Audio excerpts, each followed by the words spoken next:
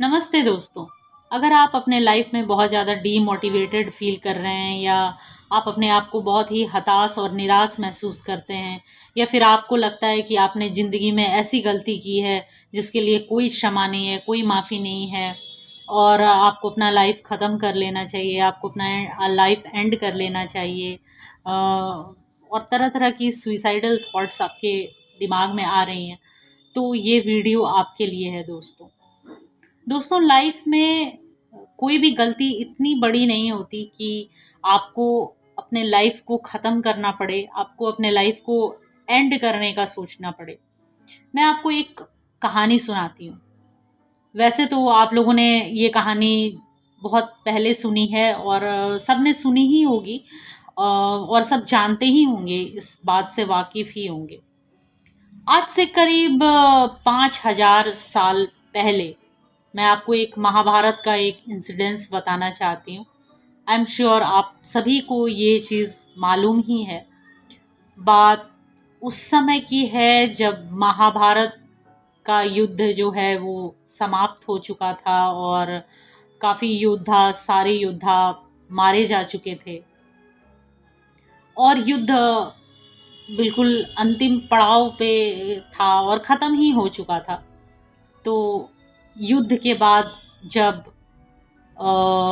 दुर्योधन बहुत ही पीड़ा में था, वो मतलब बस पानी में खड़ा था खुद को शांत करने के लिए, क्योंकि अ, उसके अंदर एक बहुत ही क्रोध था, बहुत ही गुस्सा था कि वो हार गया। मतलब अक्षौणी नारायणी सेना होने के बाद और इतने सैनिक होने के बावजूद वो हार गया, वो भी पांडवों से। तो इस बात के लिए वो काफ़ी क्रोध से जल रहा था। तो अपनी क्रोधाग्नि को शांत करने के लिए ही वो पानी में खड़ा था और तभी जो उसका दोस्त होता है, मतलब गुरुपुत्र होता है, गुरु द्रोणाचार्य का वो पुत्र होता है अश्वत्थामा।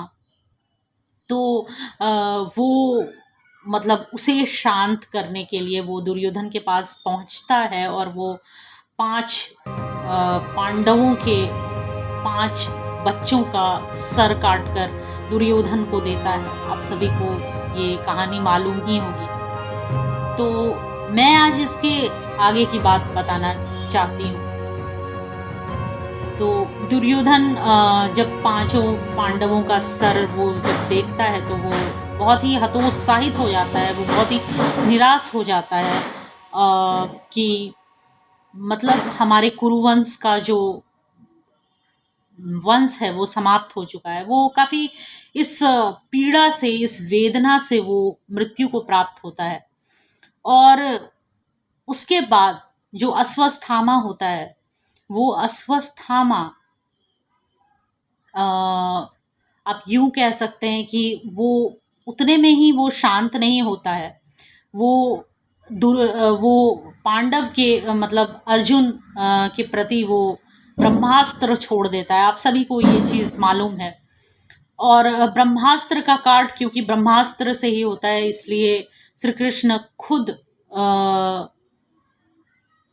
अर्जुन को बोलते हैं कि वो ब्रह्मास्त्र चलाए और फिर दोनों ब्रह्मास्त्र को न्यूट्रलाइज कर देते हैं।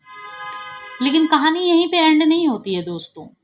इसके बाद ये होता है कि उसके बाद भी जो गुरुपुत्र गुरु द्रोणाचार्य का जो पुत्र अश्वत्थामा होता है, वो एक अ, नवजात जो कि अभी जन्म भी नहीं लिया है, वो उत्तरा के गर्भ में जो शिशु था उसको डायरेक्ट करके वो ब्रह्मास्त्र छोड़ता है दोस्तों।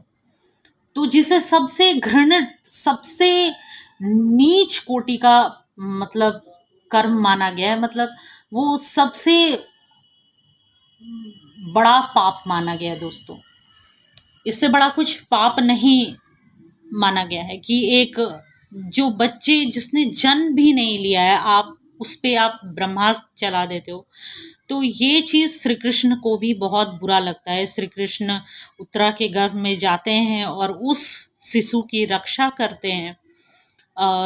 इसलिए उस शिशु का नाम परीक्षित पड़ता है बाद में। तो बात यह है दोस्तों कि वो अश्वत्थामा जिसे श्री कृष्ण ने भी एक तरीके से, उन्होंने इतनी क्रोधित होकर उसको श्राप दिया। उन्होंने ये बोला कि अश्वत्थामा एक इतना अधम मनुष्य है कि जा अश्वत्थामा, तुम्हें मृत्यु तो बिल्कुल भी नहीं आएगी। तुम चाहोगे कि तुम्हें मृत्यु आए, मगर तुम्हें मृत्यु कभी भी नहीं आएगी। तुम्हें बहुत ज़्यादा पीड़ा का सामना करना पड़ेगा, तुम्हें बहुत वेदना का सामना करना पड़ेगा, तुम्हारे शरीर से रक्त पीप बहेंगे, तुम्हारे शरीर से दुर्गंध आएगा और तुम मरना चाहोगे मगर मृत्यु नहीं आएगी। इतना भयानक श्राप श्री कृष्ण ने अश्वत्थामा को दिया।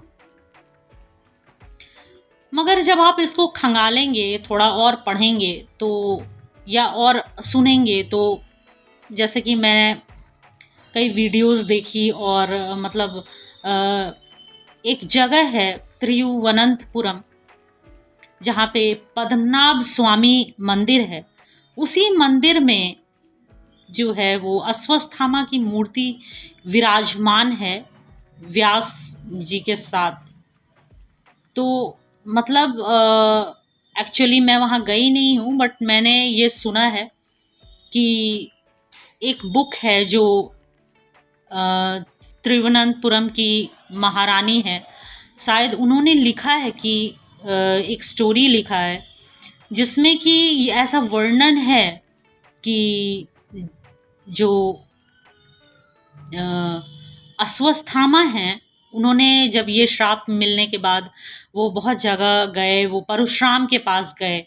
फिर परशुराम के पास जाने के बाद उन्होंने बताया कि तुम वेद व्यास के जी के पास जाओ, वही तुम्हें बताएंगे। शायद उन्होंने ऐसे हिंट किया कि जहाँ पे विजडम होगा वहाँ पे पीड़ा नहीं होगी, मतलब जहाँ पे ज्ञान होगा। और ये ज्ञान वो ज्ञान नहीं है जो हम किताब से रेफ़र करते हैं। और ये बात मैंने सुनी थी एक पॉडकास्ट में, और वहाँ पे एक जो यंगेस्ट मतलब फिलोसफर हैं या शायद मतलब स्टडी कर रहे थे, उन्होंने ही मतलब ये चीज़ें कही थी कि उन्होंने ऐसा पढ़ा था। ठीक है, तो यहाँ पे मैं आप लोगों को ये चीज़ बता रही हूँ। तो मतलब जहाँ पे विजडम है, जहाँ पे ज्ञान है, वहाँ पे कहीं भी पीड़ा नहीं है। इसलिए आज भी ऐसा माना जाता है कि जो अश्वत्थामा हैं वो वेद व्यास जी के साथ ही रहते हैं, और इतना पाप करने के बावजूद वो मतलब वो अच्छे मतलब वेद व्यास जी के सानिध्य में रहते हैं। और वेद व्यास जी भी मतलब वो चिरंजीव हैं, वेद व्यास भी। जैसे वो भी हनुमान जी, वेद व्यास जी, अश्वत्थामा, इन लोग चिरंजीव हैं। तो अश्वत्थामा उन्हीं के सानिध्य में रहते हैं, वेद व्यास जी के सानिध्य में रहते हैं। और बाद में ऐसा माना गया कि उन्होंने महाविद्या को भी सिद्ध किया अश्वत्थामा जी ने, और श्री विद्या जो कि बहुत हाईएस्ट फॉर्म ऑफ नॉलेज माना जाता है, श्री विद्या को उन्होंने सिद्ध किया। ऐसा मैंने एक वीडियो में सुना था जो मैं यहाँ पे बता रही हूँ। और तो आप समझ सकते हैं कि जो इंसान कितना भी पापी हो, कितना से भी कितना अधम हो, लेकिन उसे भी सुधरने का एक मौका ज़रूर मिलता है, उसे भी सुधरने का एक चांस ज़रूर मिलता है। तो ये जो अश्वत्थामा है, ऐसा माना जाता है कि कलयुग एंड होने के बाद जो सतयुग आएगा, तो इसमें ये सप्त ऋषि में से एक ये भी माने जाएंगे, अश्वत्थामा। जस्ट इमेजिन, आप समझ सकते हैं? मतलब आप कितना भी नीचे गिर जाएं, कितना भी नीचे क्यों ना गिर जाएं, आपको ऐसा कभी भी नहीं सोचना चाहिए कि आपको अपना लाइफ ख़त्म कर लेना है, आपको अपना लाइफ एंड कर लेना है। आप किसी काम के नहीं, बिल्कुल भी नहीं। जब अश्वत्थामा जैसे पापी और इतना घृणित कार्य करने वाले मतलब इंसान भी जो सप्तऋषि बनकर आ सकते हैं, तो आपके पास असीम संभावनाएँ हैं, आपके पास असीम भगवान का कृपा है कि आप आगे हमेशा बढ़ सकते हैं, आप हमेशा अच्छा कर सकते हैं। इसलिए कभी अपने आप को इस तरह मत सोचिए कि आपका लाइफ़ खत्म हो चुका है, आपका लाइफ़ एंड हो चुका है।